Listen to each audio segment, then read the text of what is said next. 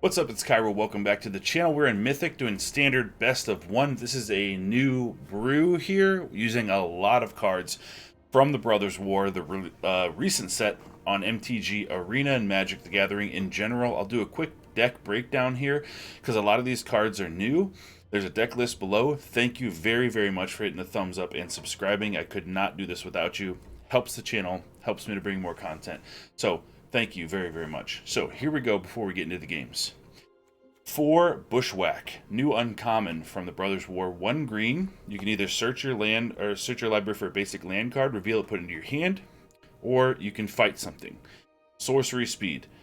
1 Tamiyo safekeeping for protecting our creatures, which we don't have a lot of expendable creatures in this deck. We like them all and we want to keep them safe. We have 4 Teething Wormlets. 1 green for a 1/1 rare. It has Death Touch as long as you control 3 or more artifacts. And when an artifact enters, it gets a counter and you gain 1 life. It's the first time that has resolved. So this thing, we want to get this out as early as possible to make this thing as big as possible. And look at that art. That's a cute face right there. Nice worm. 1 Fateful Absence. Want to be able to kill Planeswalker. We want to be able to kill a creature unconditionally, something that's in our way, something like Sheoldred or something. So, a lot of powerful creatures out there. We have 1 Fateful Absence for that. We have 1 Valorous Stance. This destroys a target creature with toughness 4 or greater, or gives one of our creatures indestructible till end of turn. Like I said, we care about our creatures a lot. We invest a lot of mana into them. A lot of energy goes into our creatures, so we can make them indestructible with this. Yoshian Dissident. This is an uncommon 1 white 1 green for a 1/1 human artificer. When an artifact enters the battlefield under your control, put a +1/+1 counter on target creature you control. This thing's very good. A lot of people haven't caught on to this yet, so they'll see this come down on turn 2 and they don't remove it immediately, and then I think they kind of live to regret that, because this thing, if it's left unchecked and we play all these artifacts, the counters get crazy. Simian Simulacrum. I really like this card. 3 generic mana, so you don't have to worry about if you have enough plains or forests. It's a 2/1. When it comes in, put 2 +1/+1 counters on target creature you control. So this thing, even if it's your only creature, can come in as a 4/3. Not bad. This thing can come in on turn 3 when you already have a Yoshian Dissident down. Put counters here, make your Dissident a 4/4. Pretty nasty. Very good card. That's a rare. Briarridge Tracker is in here. 1 green, 2 generic for a 2/3 with vigilance. As long as you control a token, it gets +2/+0. And when it comes in, you investigate, and it makes a clue token, which is an artifact, which helps us to trigger all of our other things, and provides us a little bit of card draw later if we want to bring this back down to a 2/3, sacrifice the clue, and grab some things. 1 Liberator Urza's Battlethopter. 3 generic mana for Battlethopter with Urza's big face on it, clad in gold at rare. 1/2 Flash Flying. You may cast colorless spells and artifact spells as though they had flash, which is amazing. Whenever you cast a spell, if the amount of mana spent to cast that spell is greater than Liberator Urza's Battlethopter's power, put a +1/+1 counter on it. So that's basically any spell that we cast. This thing can be a 2/3, 3/4, 4/5 flying pretty readily, so I like this card a lot. I'm including 1 here. We have 2 Clay Champions. Honestly, I would like to have 1 more in here, but I don't have the wild card for it because I've been building so many different decks. This is 4 in X. It's a 2/2 Mythic Rare Construct. When it comes into the battlefield, it gets 3 +1/+1 counters on itself for each double green that's spent on it. And then when it comes in, for each double white that's spent on it, you get to put a +1/+1 counter on 2 other creatures. So this thing can, if you spend 4 green mana on it, comes in as a 8/8. That's a big creature. Or if you spend 2 green, 2 white on it, it can come in as a 5/5 and then put 2 +1/+1 counters on your other creatures. Or you can even spend more than that on it if you want. If you have extra mana, you could pay, maybe 6 on it and divvy those up. This thing is crazy. This is a very good card. Rootwire Amalgam. Maybe even better than Clay Champion. It's a 5-drop, 5/5.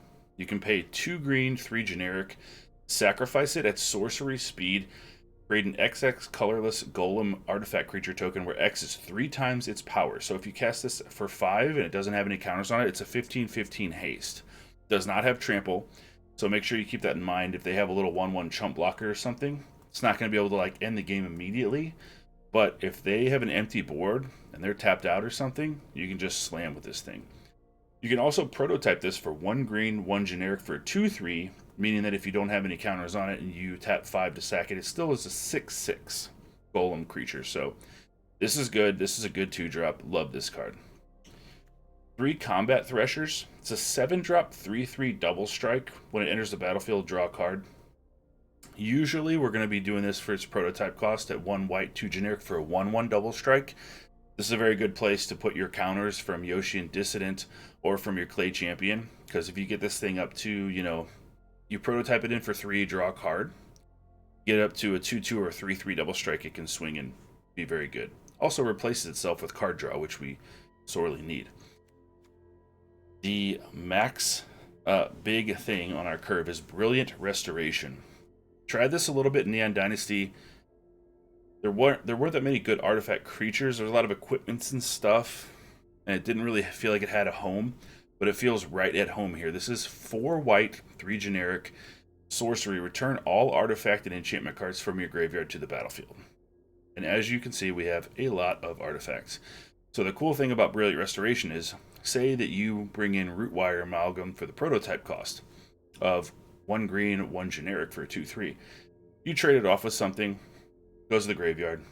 Same thing with Simian Simulacrum, these things, right? Well, when you cast Brilliant Restoration, they come in for their full mana cost. So Clay Champion will come in as a 2/2 because you didn't spend any mana on it.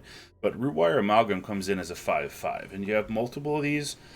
Bringing these in and then being able to sacrifice them to make 15/15 tokens for initial investment of only 2 mana originally, and then bringing them all back is very cool. Plus, you can bring back Liberator with that. So, as far as our land suite, we have Iganjo, Seat of the Empire. Plains, we have the new land Argoth, Sanctum of Nature. It's a rare land. It melds with Titania, Gaia, and Titania, the 3/4 3-drop legendary, to make this nasty Titania melded card.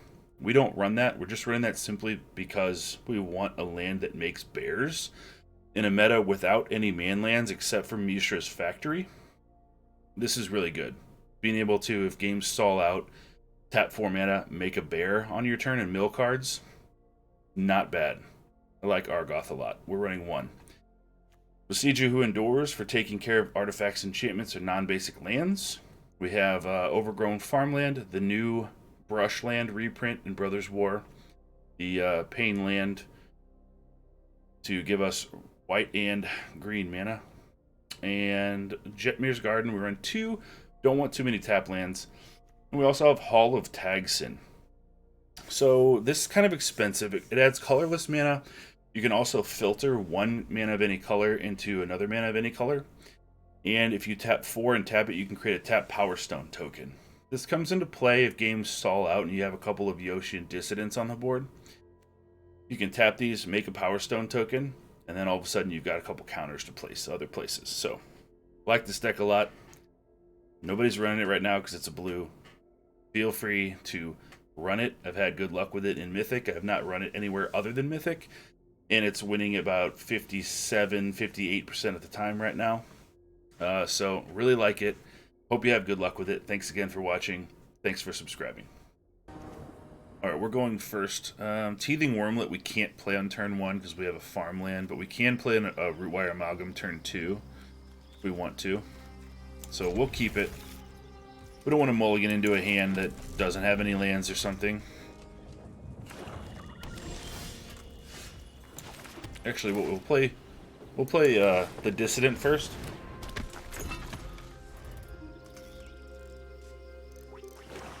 See if they have a cut down. If they do, they'll want to use it here.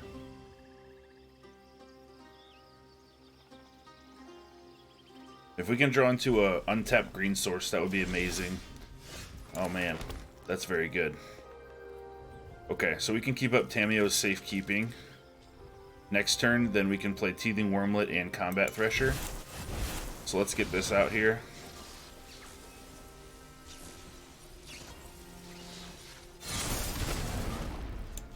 Counter here.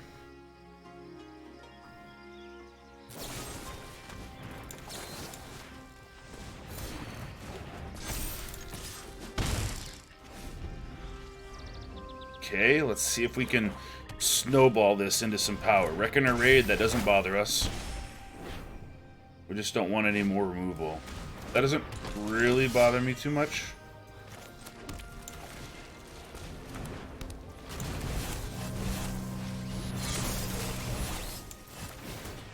Alright, where do we want the counter? Probably here.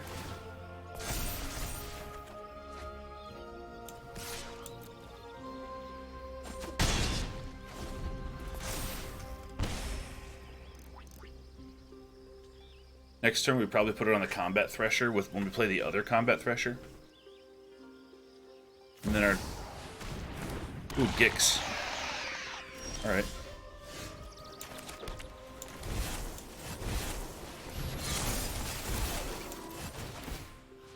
Let's put it here.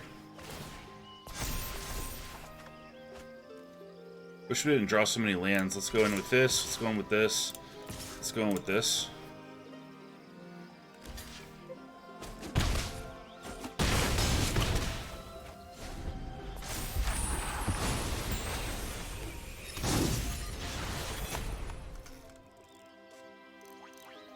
Simian Simulacrum would be clutch here.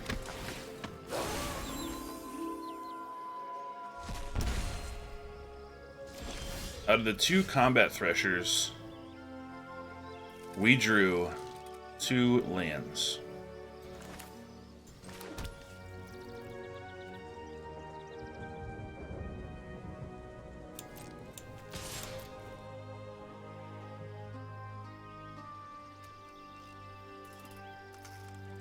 Just going with the 2/2 double striker. Alright.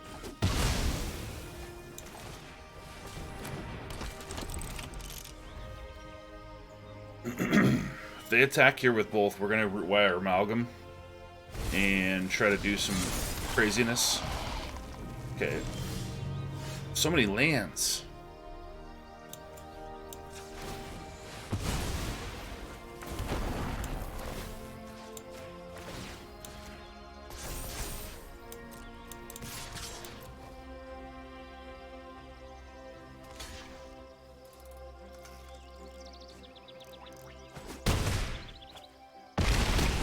Alright, we got him to 5.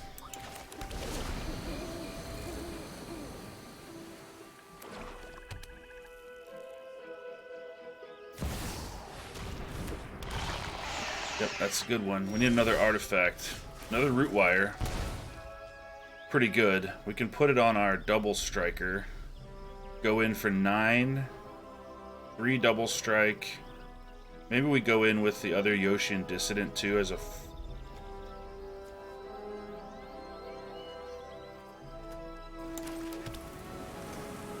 2, 3, 4, 5. We can prototype this in as a 2/3 and then sacrifice it and make a 6/6 haste. So that way they have to block the 6/6, the 9/9, and the 3/3 double strike. Put the counters here, and that would still be... I think that would be lethal. So I think our best bet is to prototype it. Counter here. Counter here. Yes! We got there. So, oddly enough, weird, right? Because you draw this root wire Amalgam, and in my mind, I'm like, alright, I'm going to slam this down for 5. It's going to be a 5/5, right? But that's actually not the best play. The best play would be prototype this for 2, make it a 2/3, tap 5 mana, sacrifice it, so you get a 6/6. And then we go in with 6 here. So they have to block this with Shieldred, say. This with the Flesh Gorger. Double striker here. And then put all the counters here. They would have gained 3 life here. Their Flesh Gorger, but then we would have 2 triggers here, so that's 3, that's a 3/3, that's a 2/2. Then we sack this, make another one, that's a 4/4, that's a 3/3, so that's 7. So they would be alive, technically. Alright, good game. Alright, opponent goes first. We have a Root Wire Amalgam on turn 2. We've got a Bushwhack, we can fight some stuff. We've got a Clay Champion, which is a great card. add some counters to other things. I think we can make this work.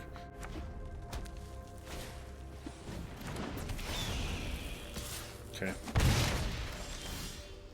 Teething Wormlet. That's unfortunate. So we have to wait a turn to play that. We can draw a nice green source here. That'll be very good. Anything we can do to slow them down. So I want to play Wormlet so it gets counters, but I don't. I guess we would rather trade Wormlet for the Visionary unless they kill it and make this a 4/3.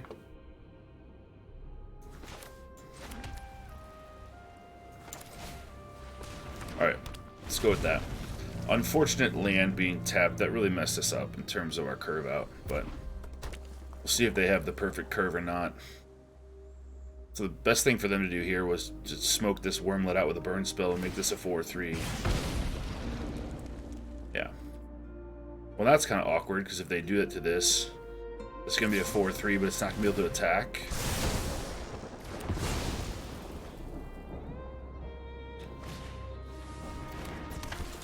Swift Spear. Wonder why they didn't play Swift Spear first, though. Alright.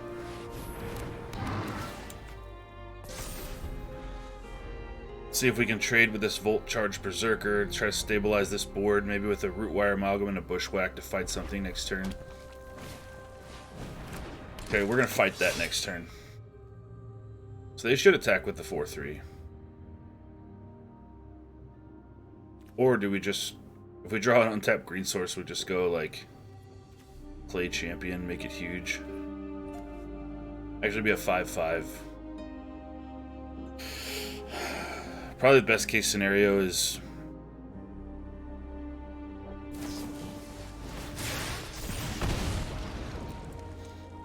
hope for a green source.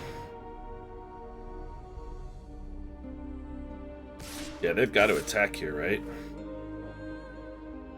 Or do we just Root Wire, hold up a 2/3, hope to fight, take 5 here?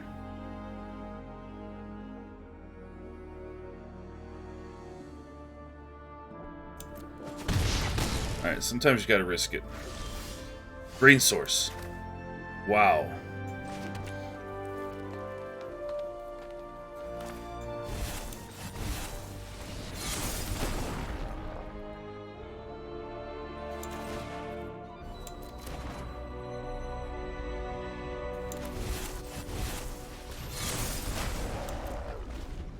See what they have in their hand. So they can make one of these Root Wires not be able to block. Okay, it's not the worst thing in the world. I will trade with the Volt Charge Berserker this time, though. Without question. Because then we're going to Clay Champion, put 2 counters on these things.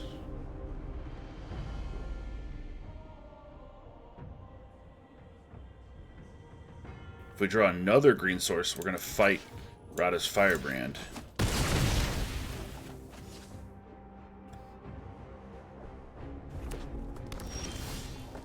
White source. Okay. Still make this work. So we'll go 2 white means we put a counter on each of the things. 2 green. Maybe this comes in as just a 2/2. Or do we go Simian Simulacrum? We can't fight that way.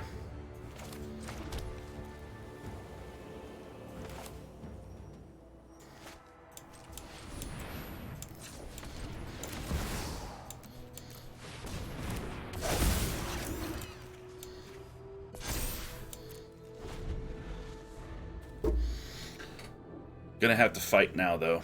Start attacking.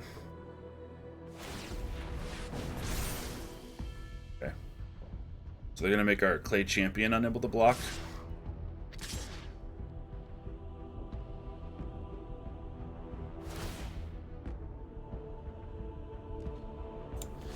Okay, we'll block here.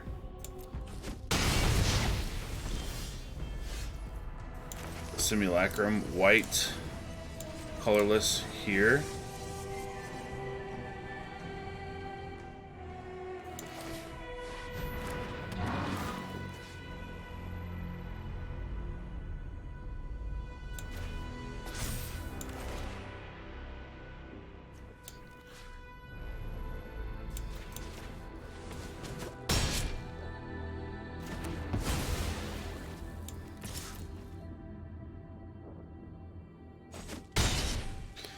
So if they attack and they open up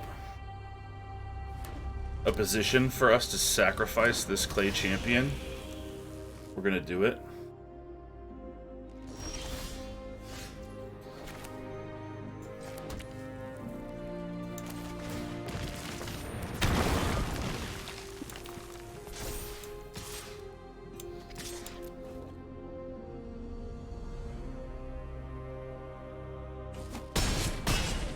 Take it.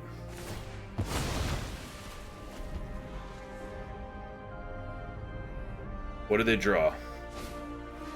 Kumano. Alright. I don't think that they can attack us. I don't think that they can attack us in good faith here. They can hit us with the Phoenix Chick. So we go in for 4, we go in for 5, we go in for 3. They have to block. So they don't have to block all of them. Do we sack the Root Wire Amalgam? Go in with the 5/5 and the 15 or the 9/9?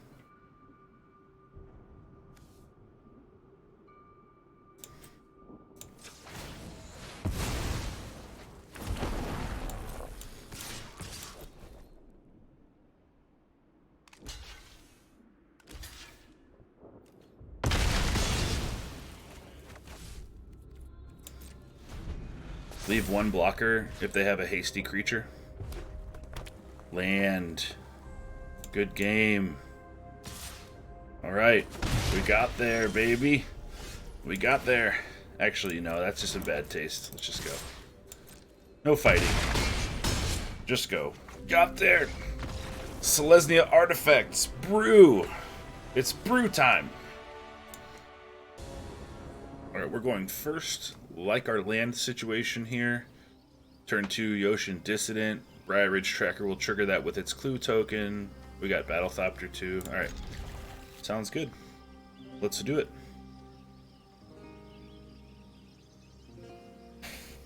The question is, do we go Besiege Who Endures, Bushwhack, get a land? Or are we good with lands? I think we're probably good with lands right now. We'll keep that as a fight spell. Because we might need that.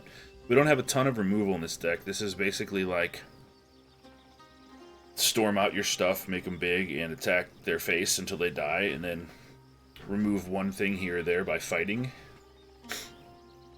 So we'll go turn 1 Brushland, turn 2 Plains into Yoshin Dissident, Besiege You unless we draw a land, Briar Ridge Tracker, and then we'll keep the Thopter up for Flash.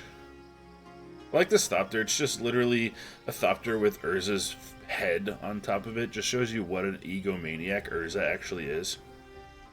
Like, yeah, I want this Battle Thopter, but, like, it's not going to be good enough to just have it by itself. Just put my head on it and make my beard gold and my hair gold. You know what I mean? And have it, like, have red stuff coming out of it. I like that.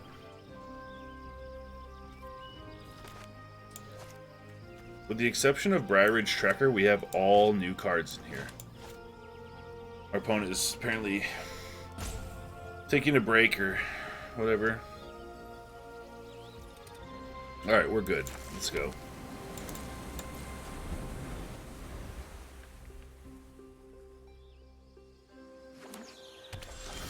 Jetmir's Garden.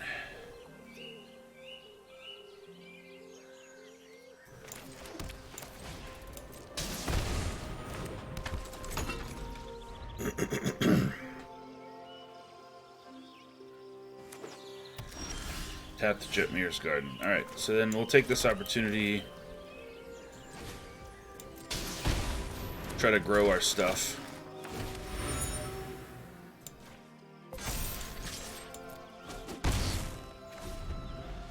Really don't like that we have 2 bushwhacks here. I guess if they're playing some creatures and stuff, that's fine, but...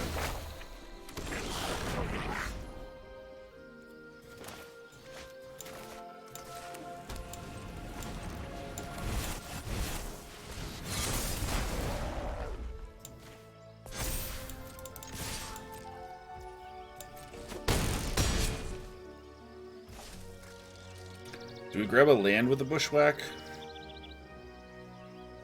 Or we bushwhack away that? No, we'll just wait. If they attack in and they don't have any removal, they're going to be looking at 7, 9. More than that with Urza's Battlethopter head. Alright. Revelry's a good card here. 2 Revelries. Very good.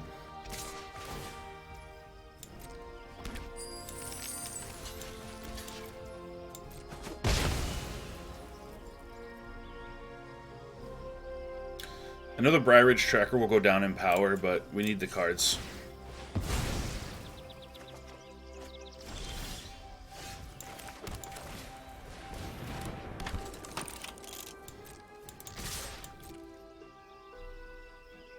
See where they block.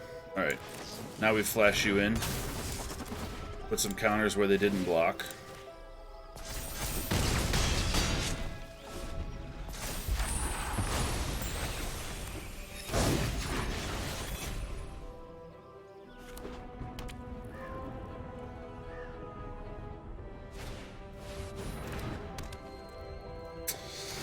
Just putting out lots of stuff. Alright. Combat Thresher, yes.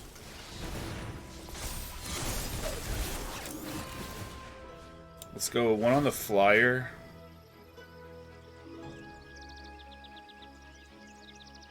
One on you.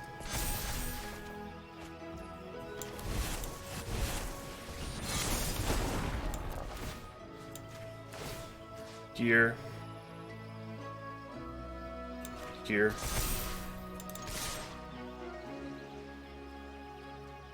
They don't have anything to copy with Reflection yet, so hopefully they just don't get anything to do it.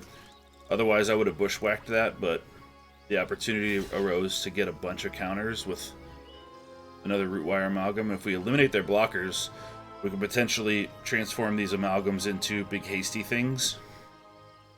So they're looking at taking 4, 5, 6, 7, 8, 9, 10 here. So they're dead to Urza's Liberator, Urza's Battlethopter, unless they take care of it.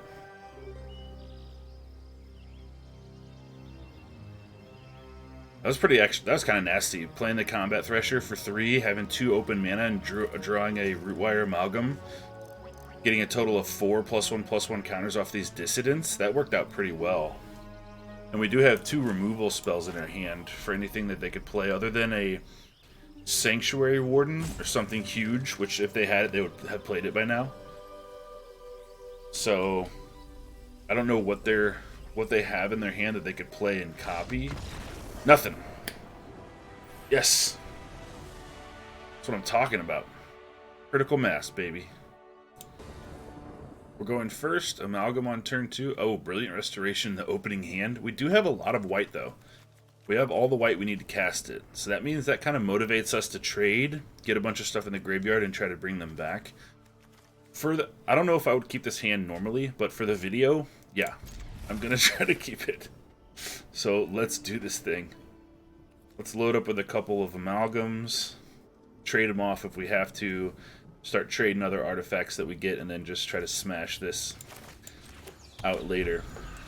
If you haven't seen Brilliant Restoration, it's return all artifacts and enchantments from your graveyard to the battlefield. So they don't mess with our graveyard. They have white. They might counter it.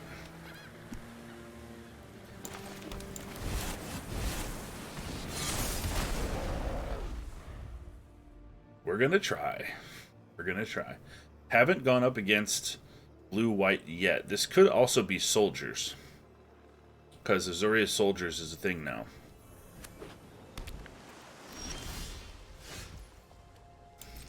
We attack first. They impulse. Okay. So we know they're not going to counter our Wormlet and our Root Wire, so we'll get some stuff out.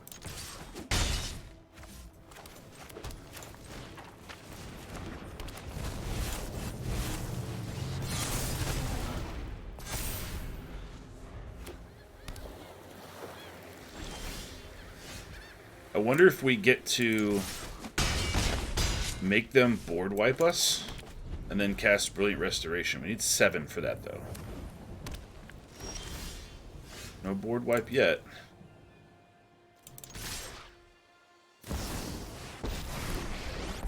Alright, that's going to exile something. Anyone who harms my people must contend with me. My judgment is final. Let's see if we get to do our Root Wire and swing for 8 here, or 9 here. I doubt it. Back to Washington. Guards, to me. Oh, so many lands. Let's try. That'll make our Wormlet able to attack, so...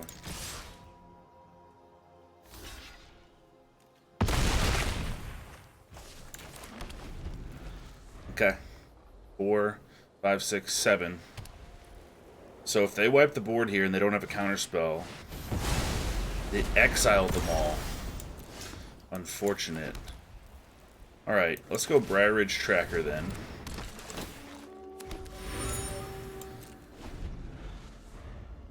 I was hoping they'd have a Depopulate, not a Farewell. This has Vigilance though, so they can't get rid of this with Emperor. They're looking in their graveyard.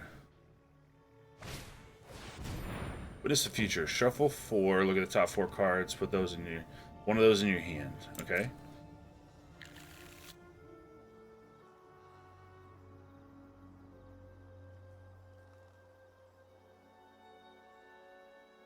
One thing is, this is a brew, so they have no idea that we have Brilliant Restoration, so if they take a proactive approach here...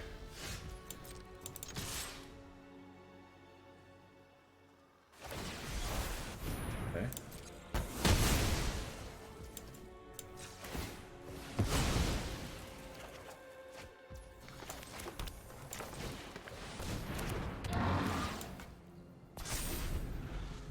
Let's try to, if they remove this and they don't exile it, maybe we can get it back.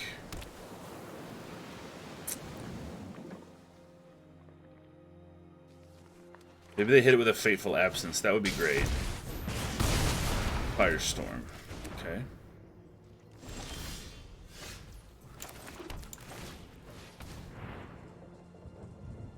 Do we go for it now?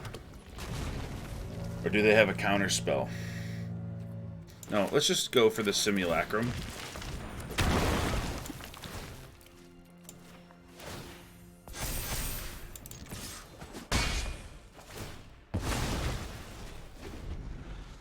Okay, they need to remove this now.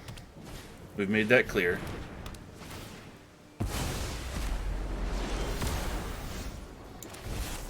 Let's cast this for 7. They counter it, we'll bring it back with Restoration. They did have a counter spell. Good thing we didn't roll that out. Alright, play something. Here we go. This is our time. Play your card. That was the worst card for them to have. Alright. It's now or nothing. See if they have a board wipe.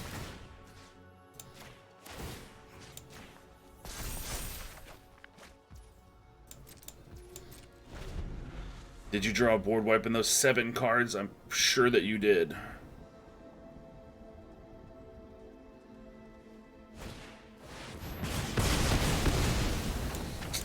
Alright, good game. They played so well. There's our Yoshin Dissident. Man, that's disappointing, but I think we made all the plays that we could possibly do without mistakes. Yeah, we're done though. Man, good game. Good game. So that's going to do it for the Selesnya Artifact deck. I hope that you enjoyed the video, and if you choose to run this deck, it is a lot of fun. Having a Root Wire Amalgam become a 15/15 and slamming into opponent is great. brilliant restoration. Bringing all these artifacts back is great, and I think this deck has a lot of potential. I think it's very strong. So thank you for watching. That's going to wrap it up. I want to give a shout out to the collective members, the members of the channel that support the channel monthly. Thank you very, very much from the bottom of my heart. I really appreciate it.